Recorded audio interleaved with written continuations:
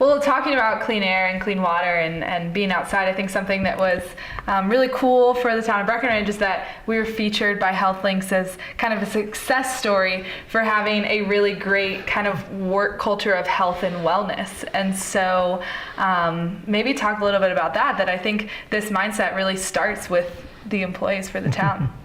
Well, we're only as good as the employees that we hire and the employees that we're able to retain.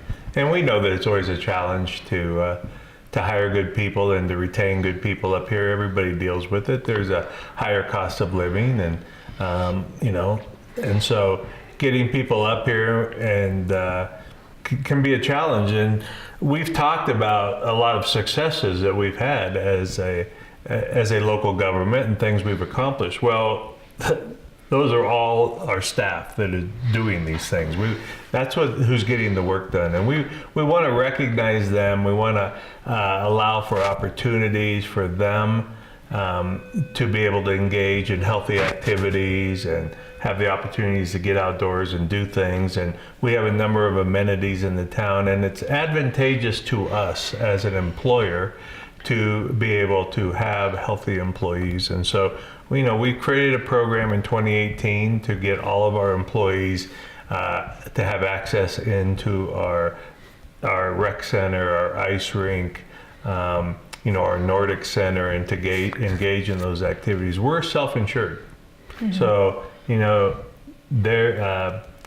there's opportunities for us to save money in the long run too, if we can make it easier for people to engage in those activities. So we built that into our wellness program for the town in 2018. I think the employees are very grateful for that. It's been well received by a lot of people. We've seen a huge uptick already in the number of employees, visiting our recreational facilities and engaging in that. So I think it's going to be successful.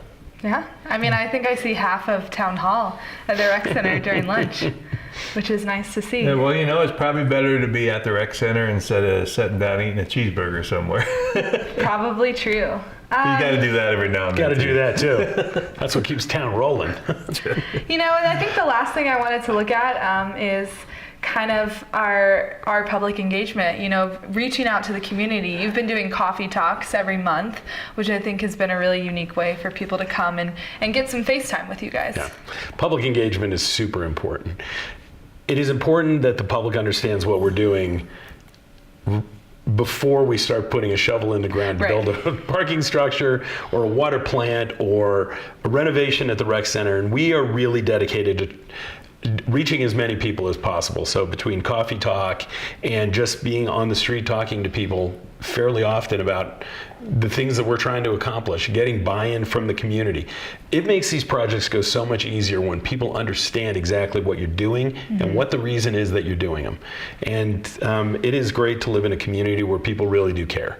The people here care, they care about what we're doing, they care about the reasons that we're doing them, and to get that information out there, well, that's why we're on TV right now. So there you go.